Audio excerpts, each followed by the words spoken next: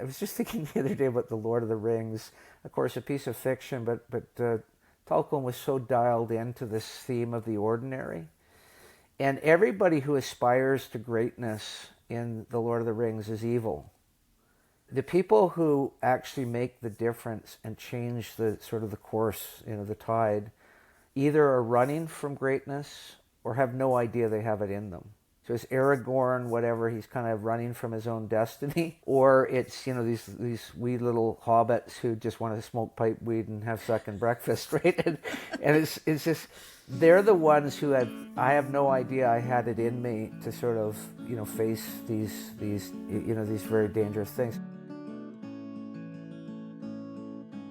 Hi friend, welcome to Beauty in the Brokenness, where we have honest conversations about the Bible, our real life struggles, and the hope God brings for healing. I'm your host, Teresa Whiting, a speaker, author, Bible teacher, but mostly a friend and fellow struggler. I don't know what you're carrying right now, but I want to invite you to encounter the God who is still creating beauty right in the midst of your brokenness.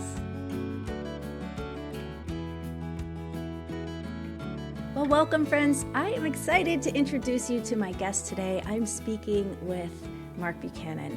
Mark is an author of 12 books, including the David Trilogy, God Walk, and one of my personal favorites, The Rest of God. If you've been around on my newsletter, you know I've recommended that book multiple times. And he is now the author of a book called What Is Left of the Night, which is what we're going to be talking about today. He's also a professor, and he lives in Alberta, Canada. Mark, would you just tell the listeners a little bit more about yourself as we jump into this conversation? Yeah, thanks, Teresa. It's really great to be back with you. Teresa, I was a pastor for many, many years, and the new novel, actually, the central character is a pastor, so that was just a wonderful world for me to explore. But I loved being a pastor. I loved the church. But 13, 14 years ago, I took a call to teach at a seminary here in Alberta. And it's just been a really wonderful journey where, what I'd learned in the trenches or, in harness as a pastor, I now in sort of a more serene setting, I'm actually dealing with crises every day. Mm-hmm. And able to try to understand even what I was doing. It's part of the beauty of any real calling is it's a highly intuitive thing. And you figure out how to sort of meet people where they're at, but it's not like you read in a manual. Or a seminary training can only do so much in preparation. But it's been a really wonderful journey and difficult because it's a steep learning curve to try to understand what was I doing, what was working, what was failing, how do I kind of pass that inheritance on to a next generation. So I've been doing that. I want to highlight too, my wife and I, my wife Cheryl, we started 5 years ago a remarkable, I think it's remarkable, she runs it, called a ministry called New Story Community, and it's a residency-based program with Indigenous women in recovery.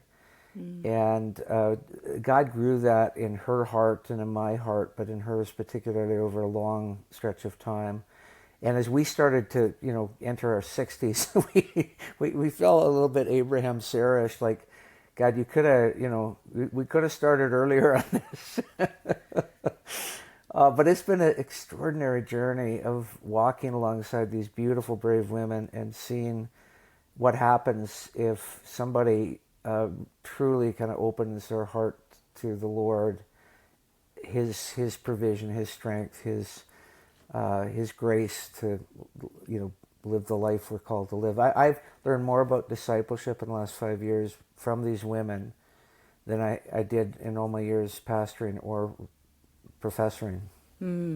I love your heart for people. You see that as you're ministering to students and kind of passing on the things that you learned and are figuring out, even still looking back over those years. And then you and your wife, I love Cheryl's ministry, and just the way you're impacting women. That's very dear to my heart. So I absolutely love that ministry. Yeah. So let's switch gears toward the book that you wrote. Yeah. Tell us a little, like maybe you can give us a synopsis of Yeah, what sure, is left of the sure. night, Yeah. and then tell us what led you into Right. writing, Yeah. because you've been a nonfiction writer for years. What Yeah. kind of steered you in this direction? Right. So I'll answer the first question, the synopsis. It's a historical novel based on, as Netflix would say, real events. But I've tried to follow the historical plot line as closely as possible, and then dramatize it, but not in I don't think in a melodramatic way. And sometimes just having to invent backstory and connections and stuff because we don't have historical record. But it's a story about a tiny little village in southeastern France called Le Chambon-sur-Lignon.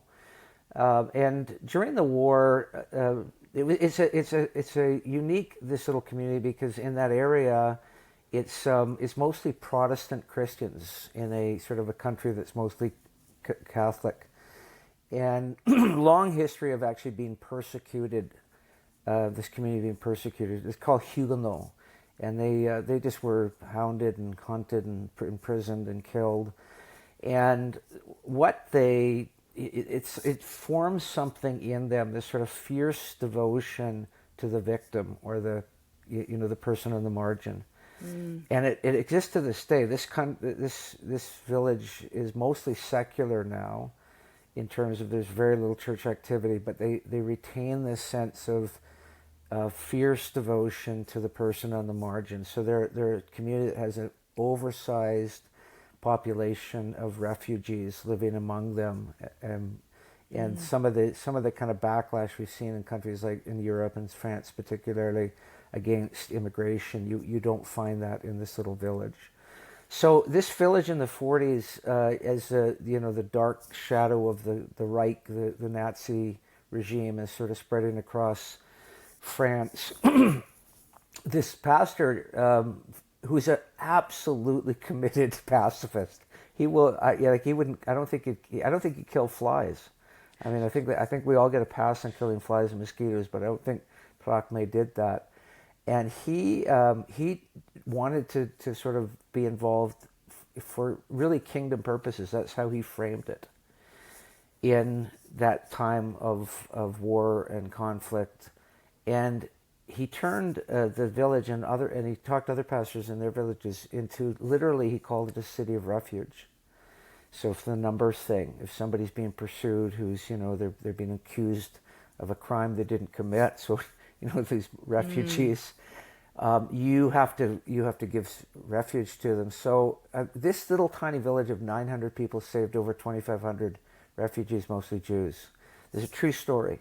So what I do is I take the bones of that, researched it extensively, got the main characters sort of from the story, invented just a few, and I tell the story of the main time from 1942 to 1945, where it was full on. The whole village and villages around were involved in this rescue effort, and in pretty open defiance of the Vichy regime, which is a puppet regime of France, and then the Nazis themselves.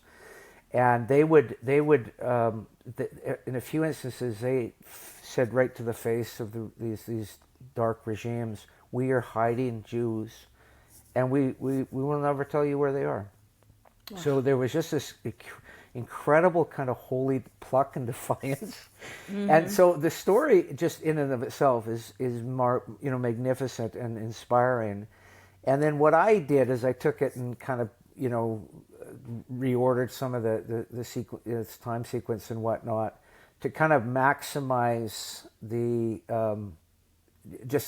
how beautiful and how daring this rescue effort were. Not a single Jewish people lost their life during this.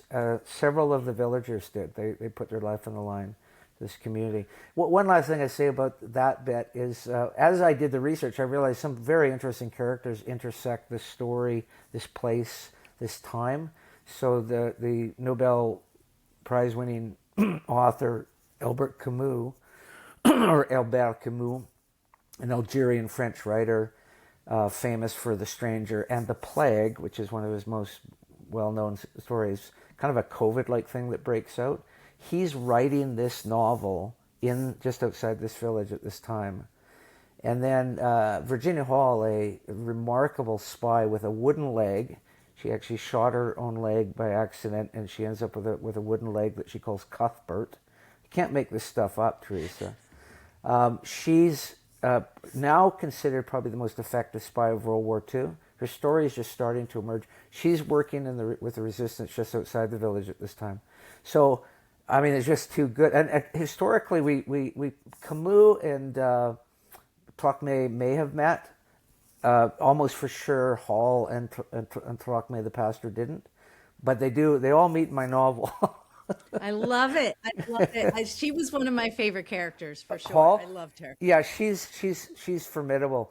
I mean, I fell in love with Virginia Hall. I mean, she's a bit of a train wreck in some ways, but she was this woman from Baltimore who really puts her whole life on the line for it's almost like a secular version of Le Chambon, of Trocmé. She puts her life on the line for strangers. She does it in a violent way, and that's the difference between her and Trocmé. Trocmé won't do it in a violent way. Right, right. So what made you kind of pivot into fiction? Yeah, so thanks for that. I actually started as a fiction writer. Most people don't know that, but just because if they've read anything, it's like Rest of God or God Walk or whatever. But my first love was fiction, and that goes all the way back to a teacher in grade 5 who got me writing stories. And I just fell in love with the idea that you could make a whole world and invite people into it and kind of touch their imaginations and their emotions through telling a story about a dog runaway or something. And it's all made up. Like that it seemed like a godlike power to be honest. The sense of you could cast a spell with words. And so I started in my 20s. I was only writing really fiction. It was very thin publishing, like little journals and stuff like that. But I kind of stumbled into the nonfiction just because publishers started getting interested in some of the stuff I was writing for Christianity Today and whatnot, and they threw back in 1990 something, they threw a contract at me, and it wasn't for fiction. So I ended up taking this long circuitous route back to my first love, which is fiction. So in 2020, I published the first of the David trilogy, and now that's complete. And then I knew that as soon as I completed that, I wanted to do another novel.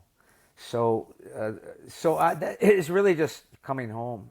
Yeah, it's coming home. The beauty about fiction is, though it's rigorous. Like if you write historical fiction, beware, listener.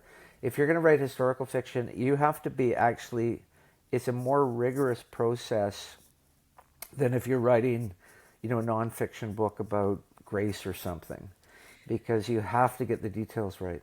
Oh, okay. So you're actually talking to me. Okay. Because in my Bible studies, I kind of I try to stay true to the story, but I do a creative retelling of the women's stories. And I have this dream of doing a novel about the life of Bathsheba. So I actually just started the David trilogy because I was like, I want to see kind of how you do that, how you weave this truth of Scripture and then also make it, a fictional novel. So yeah.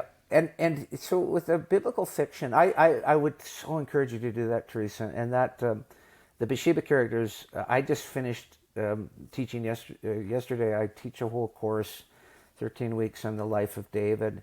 And so many, especially of the women, were drawn to the Bathsheba character. And one of them wrote a short story about her, trying to imagine the backstory and whatnot, because we get very very little on her. And in the terrible scene where David summons her, she says not a word. She sends a note, but not a word. And then at the end of the story is, she's working the back room pretty hard. So what's the arc between those things? Mm-hmm. And so that just invites, it's intriguing story. But one of the things that's helpful is things like The Chosen. And now the David series, the House of David, it's just, this kind of given, I think, people who well, that's not in the Bible. Well, I mean, the whole tradition of the Jewish midrash is you try to imagine what's the gap between what the Bible tells us and what we actually, what might have happened. How did we go from here to here? So I would really encourage you. The other thing, though, is it's somewhat easier to write biblical fiction than like what World War II fiction, because World War II fiction is so massively documented from so many angles. And that's where you're going to have people showing up and saying, well, the trains didn't leave Paris, on this date, they left on that date. Right. Whereas biblical history, we don't know actually that much about the historical moment. What we have is a biblical record. And what you're going to have to navigate, and I really want you to write this book, but what you're going to have to navigate is people saying, where did you get this from? This isn't in the Bible. Mm-hmm. And again, I think something like The Chosen has kind of helped people say, oh yeah, it's fine to bring kind of a holy imagination to this work. Yes. Let's hope it's well received someday when I get it written. Well, I would, I don't say this to many people, but Teresa, I would love to be a reader on that and write a blurb or something, because I love the David story, and I think he wasn't great with women. We know that, right? He was a bit of a cad, and I think that we need books that kind of give the women in the story their story back. I actually started writing the David series because I'm his hubris because I'm a white man, but I wanted to give Mahal, his first wife, her voice. I wanted to give her her story, because we've held her in contempt. This stern, scowling woman looking at the window, but she's a jilted she loved him and he didn't really love her back, and so I just felt, man, I'd love to explore what a redemptive story would look like. Yes. I feel like we could talk about this. Oh but yeah, we're not yeah. really here to talk Right, about. we're talking about the other thing. Okay. So one of the things you talked about was the story is filled with all these ordinary people who are heroes, and it's so opposite of the world. Our world champions the popular and the famous and the this and the that, and I just think I want to talk about that heroism of just ordinary people who are just living their lives feeling like, what can I do? And the small choices that people make and what a difference it makes. Thank you, Teresa. Yeah, entirely. Well, it follows the story historically that these were ordinary people. Trocmé, when the Holocaust Museum in the 70s wanted to honor him and his wife Magda as righteous among the nations, and there is a plaque to both the Trocmés and the village. He insisted that it was unless the Holocaust Museum, or what's called Yad Vashem, was going to honor the entire village, he didn't want to be part of it. So it's the only community honored as righteous among the nations. In the Holocaust Museum, every other honor or notice is for an individual. Now there is a little plaque just for the Trocmés, but he always refused sort of accolades and honors because he understood his own ordinariness. So it really does accord with historical record, but also it's way more interesting to sort of imagine me or you in our ordinariness and our sort of everyday fears and what can rattle us so easily and all of this sort of stuff. Is it possible in dire in a moment of national or international crisis that we actually might rise to some level of daring that unimaginable in times of peace? That is, I think, the intriguing thing. And I think about. I was just thinking the other day about The Lord of the Rings. Of course, a piece of fiction, but Tolkien was so dialed into this theme of the ordinary. And everybody who aspires to greatness in The Lord of the Rings is evil. In other words, everybody who wants to, make a name for themselves, they're all evil. The people who actually make the difference and change the sort of the course, the tide, either are running from greatness or have no idea they have it in them. So it's Aragorn, whatever, he's kind of running from his own destiny, or it's these wee little hobbits who just want to smoke pipe weed and have second breakfast, right? And it's just they're the ones who I have no idea I had it in me to sort of face these these very dangerous things. So I'm more intrigued by that because I love the idea that this could be me, but I don't know. I don't know until the crisis comes.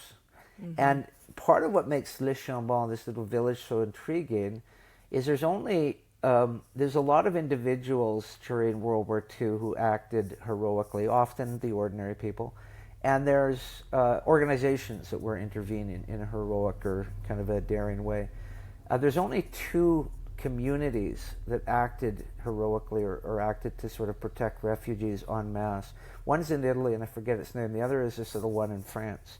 So in all of Europe, there's only two of these, and they're both small, that decided, you know what, we're not doing this. We're not just sort of being bystanders or sort of silent, complicit or, accomplices in the thing, which is what most of Europe did. We're not going to defy it. We're not going to, we don't like it, but we're not going to resist it. And what makes Trocmé and Le Chambon so unique is they chose to do it in a nonviolent way. So they're not blowing up trains. They're not ambushing convoys. They're doing it with Trocmé actually preached, and it's in the novel, the day of the armistice signing in 1939. So that's when France hands over they hand over the nation to the Nazis. And they get sort of peace in our time because the southern France is under the Vichy or a seeming French regime, but it's all puppet. That Sunday, well, all the other churches are ringing the bells saying, yay, we avoided war. Trocmé gets up in his pulpit and he preaches a stunning sermon called Weapons of the Spirit. And he's absolutely lucid. And he says, we are going to resist this in every way, but we're not going to do it with hate. We're not going to do it with war, violence. We're going to take the only weapons we're going to wield are the weapons of the Spirit. It is unbelievable how clear-minded this guy was at that moment when everybody else is rejoicing because they think they averted war. As you're explaining, I mean, I read the book already, but I'm getting chills because I'm thinking, how would I respond in a situation like this? I want to say I would be that person, but I don't think so. I just feel you don't know. Man, how do you? I feel like the book really challenged me. Yeah. As I was reading, like, who would I be in this story? Totally. Yeah. Yeah, and I think you wouldn't do it. I wouldn't do it unless there was a Trocmé around. So, the Hertiers, Emma and Holly Hertier, are real characters, and they end up being heroic in terms of just hiding refugees. I don't think they'd ever got around to it if it wasn't for a Trocmé. So I think that you need someone like that who's a bit of a, he's a catalyst. He's a he sparks the flame, but he gave everyone else courage. So I don't think it has to be everybody saying, let's do this, this very daring thing. I think it's a few people, and that we rally to that. And so I don't think this would have happened without Henri and his wife Magda. They were both amazing. But there's something in the people that was ready to rise to and respond to that clear-mindedness. And Trocmé himself was afraid. So it's not like he's super, he's not, some Marvel comic hero. He had fear, he had anger, he had all of those sort of things. So that comes out, I hope, in the novel, that he's having to deal with his own emotional stuff. Yeah, I think you did a really good job of portraying these people as imperfect. And he's a pastor, and I love that because people tend to, even inadvertently, put people in ministry, they put them on a pedestal. Yeah. Oh, you're in ministry, you must be fill in the blank with this fantasy that they think, people in ministry are at a different level. And yet I feel like you really portrayed them in reality. Why is that? Why was that important to you? Well, because I was a pastor for 24 years, and so I've lived from the inside this thing where you have to, without being hypocritical, you have to get up in the pulpit or in front of the people week after week and say, "Thus saith the Lord," or "Let us go in this direction," or "This is what the Lord requires." While you yourself, while I myself struggled with it, I myself was going through some conflict within my home, or was completely, near shutting down from fear about, something going on or whatever. So I had to live in that space for 24 years. So I understood it. The other thing is so interesting is the relationship between Throckmey and Magda, the pastor and his wife. My editor at one point said, "I can't believe that a pastor's wife wouldn't be 100% supportive of her husband." And I said, because they're combative, right? Those two, and she has not any patience with theology and all that. And I said, first of all, you must not know many pastors very well then. And secondly, this is the story. This is the story as it emerges, and they themselves told the story. There's that little poem that I have in the book where and it's actually a little bit, he wrote it after the war, but I have him writing it during the war, where he says basically on Valentine's Day he writes a card for Magda, and he said, if I were to do it all over again, I would pick a wife that was nicer, sweeter, more serene. But then it wouldn't be you, so okay, I would pick you again. Happy Valentine's Day. Wow. Yeah. Yeah, that's crazy. So you talked about how this city became known as a city of refuge. Yeah. And I think, what does it look like for us to love our neighbor, that we think like, that's what I want to be. I want to be a refuge for people. I want to be a safe place. But what does it look like to actually do it and go beyond just our good intentions? Wow, what a great question. I so wrestle with this because, it was interesting. I was writing this book during COVID, and actually we were living in the village, and we had intended in Le Chambon in France, my wife and I, and we had scheduled to live there for nearly half a year. And we had to leave the village because of COVID. We had to go back to Canada. And, but I, watching the world, in a sense, struggle with this thing, the social distancing. And I remember going to a park, and there's this cute dog, and I bent down and, just ruffled it, scratched it behind the ears. And this woman was absolutely livid, because somehow I'd passed my disease onto the dog and all of that.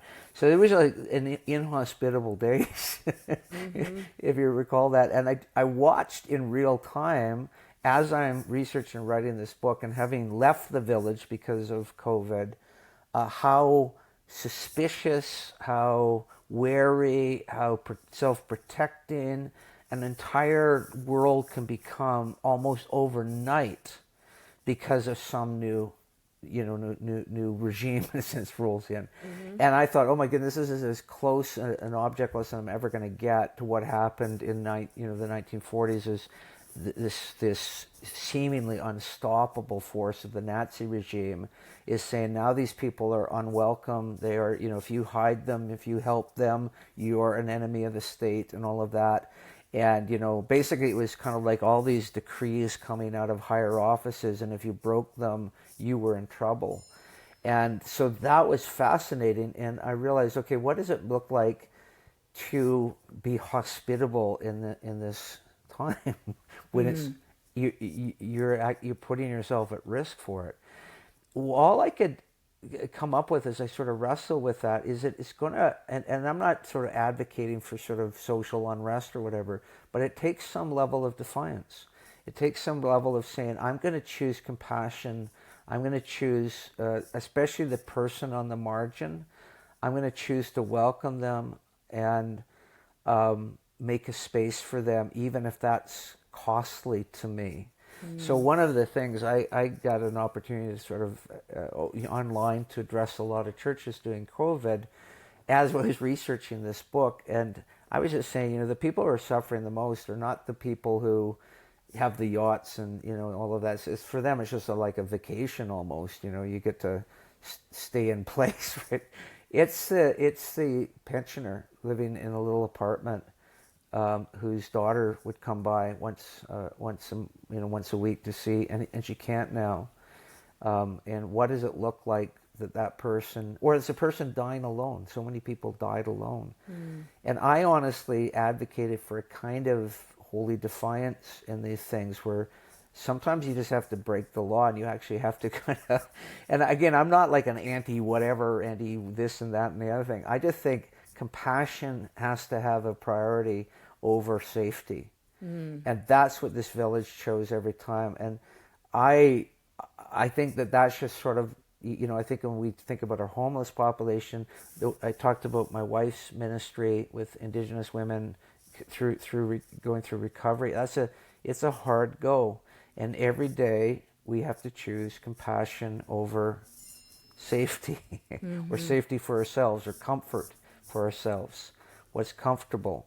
And I think that it's a trained thing. I think that you train your soul in that, is you cultivate that. We know that. We've just seen, that's one of the disciplines of Christians throughout the ages, is cultivating the space of hospitality. Hospitality literally means welcoming the stranger, and it actually it actually is cognate with the word hostile.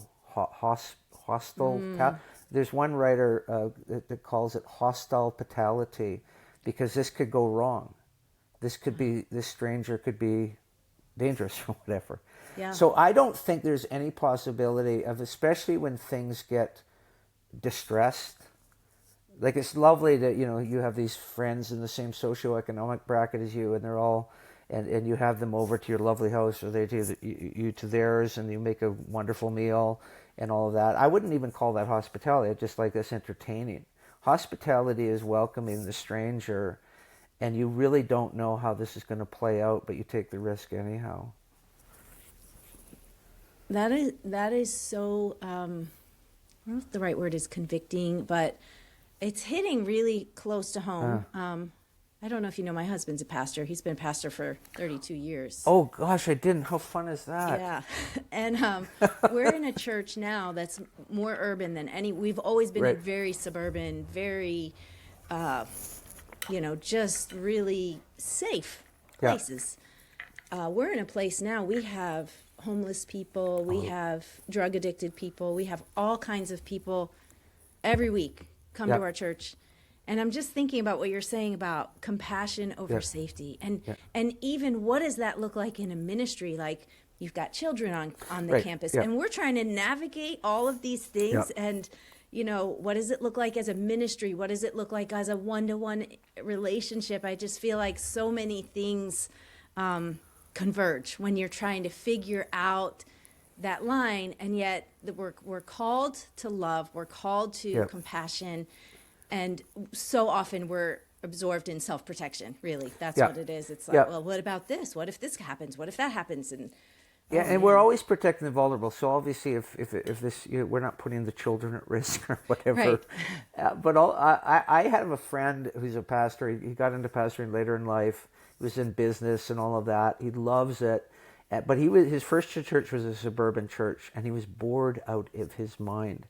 And 3 years into it, he took a call to an inner city church, and there's people, who sleep in the stairwell of the church, the homeless, and he's loving it. But it's rattling the church, because even though they're in this demographic, they had not have a clear sense of the whole, this historic church. So over time, the community changed. And it's just a different kind of demographic, and so they've mostly insulated themselves from it. And he came and he candidated on, no, we're going to figure out what we do, how we live well with our neighbors. And our neighbors happen to be drug addicts and prostitutes and stuff like that. Mm-hmm. And so he is having the time of his life. And his church is starting to say, oh my goodness, this is better. It's hard. It's better. It feels like the book of Acts now. Now it feels like we're in the pages of the Gospels. Yeah. And that's just it. I would just encourage Christians. I mean, you read, you nourish yourself on these stories from Scripture. Well, tell me when it's safe. Tell me when Jesus takes a safe route, or Paul and the early apostles. When they do, they get stuck. And then Jesus comes, the Lord comes and sort of throws a bit of persecution around, and next thing you know, they're doing the mission.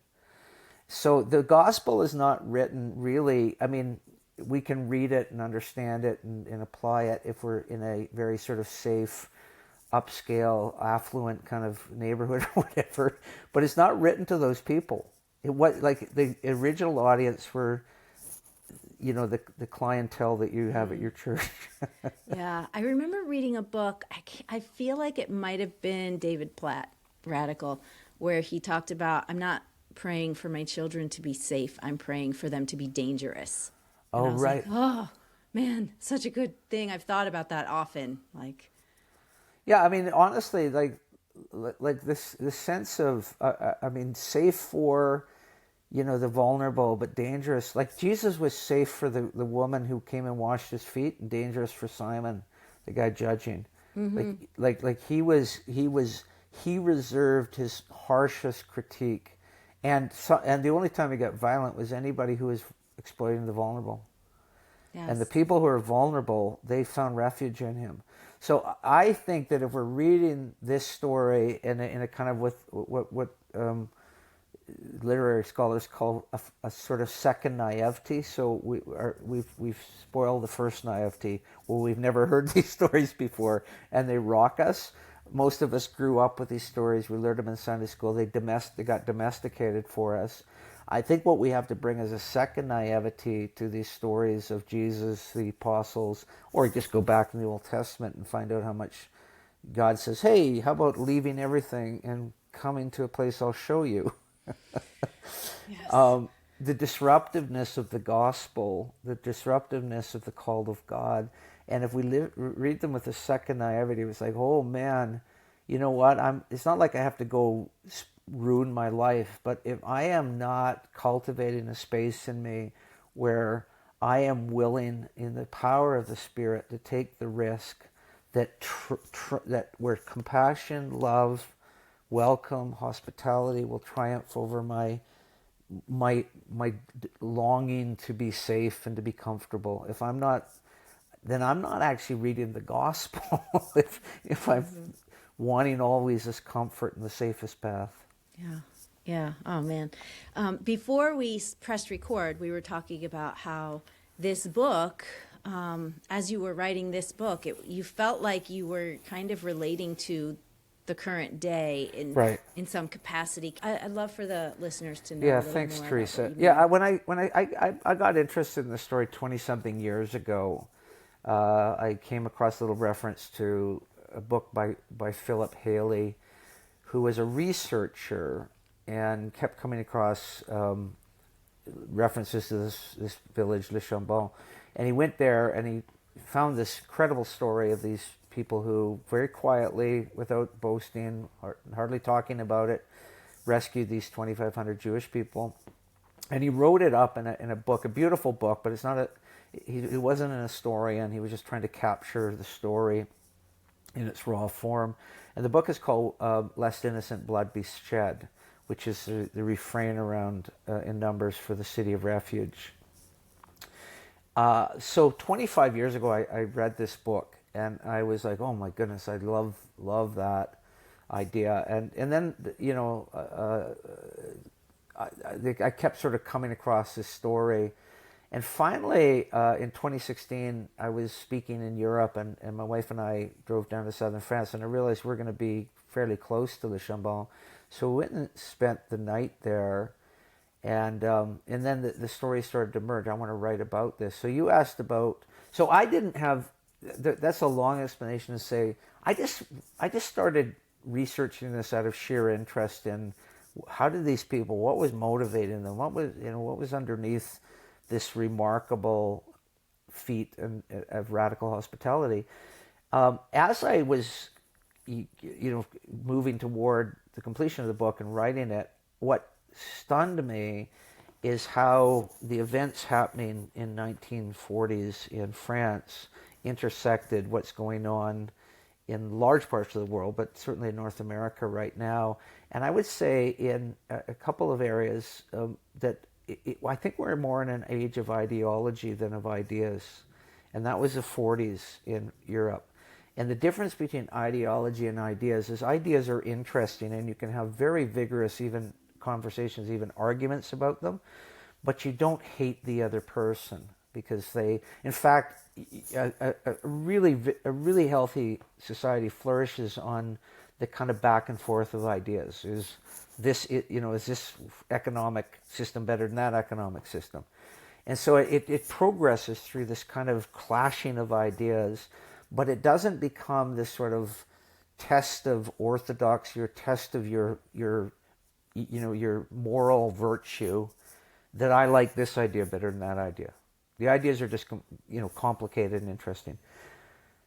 Ideology is where if you don't like my ideas, you're an evil person, and if I could, I would lock you up. And that was Europe, or in the especially Nazism in the 40s, and it looks more like our current moment. That is very ideological in its cast, and this sense of villainizing, demonizing the person who doesn't share your view of, whatever the good life is. So that thing happened. The other thing is that ideology, one of the tests or measures of it, is not what you're willing to die for, but what you're willing to kill for. And whereas real true, a real commitment to a higher way or a better way is you're not willing to kill for it, but willing to die for it. And so this entire village, led by Thrakme, was willing to die, and some of them did. And Thrakme came close to being killed for his convictions. So that sort of commitment that I'm not going to kill anybody for this. I'm not going to hurt anybody. I'm not going to imprison anybody if they don't agree with me, but I will die for what I believe. Over against, I believe this, and I'm going to, crush the opponents. And that again was, that defined Nazism. We won't, I guess they were willing to die for it, but more than anything, willing to kill for it. And I think we're more in that sort of space right now, culturally, where if we want to so impose our sense of what the right and true way is, that we're willing to kill other people for it rather than risk our own lives. So those two things especially really, really stood out to me as the writing and the research emerged. That's so fascinating how that story came to you years ago, yeah. And now that it's out in the world, it's almost like you're seeing these parallels with what the world is like. I think what happened is I was going to write a story about then, 75 years ago, and I think I did that. I've been faithful to the historical record, but I only discovered in the last 3 years it's also about now. Yeah, that's amazing. If there was one spiritual lesson that you want the reader to take away from this book, what would you say that is? Yeah, I love that question. One of the things that was surprising to my wife and I, we've been to this little village 3 times, and we're living in it when we had to leave because of COVID. They're not really friendly, and they're kind of keep to themselves, and that's as I researched, that's kind of their history. They're not as super friendly. I thought they were going to be like, hey, welcome, come to our house and all of that, but there's not that, and I really wrestle with that. And what I realized is the gospel will always make us better than our upbringing. So if we've grown up, have stranger danger, whatever, and that's a great principle to teach children. But sometimes we have to navigate it differently in our adulthood. the gospel will call us beyond our upbringing, always. Even if we had a great upbringing, it'll transcend it. If we've been taught generosity, we'll become more generous. Or if we've been sort of taught a sort of a tight-fistedness, we'll become generous. The gospel will always pull us beyond our upbringing. Ideology will always make us worse in our upbringing. So one of the most sophisticated, advanced civilizations on the planet was Germany.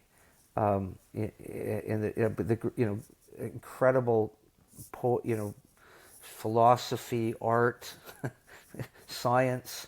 I mean, this was a highly sophisticated society that descended into barbarism, and deeply Christian culture that descended into this barbarism, because the ideology made them worse than their upbringing.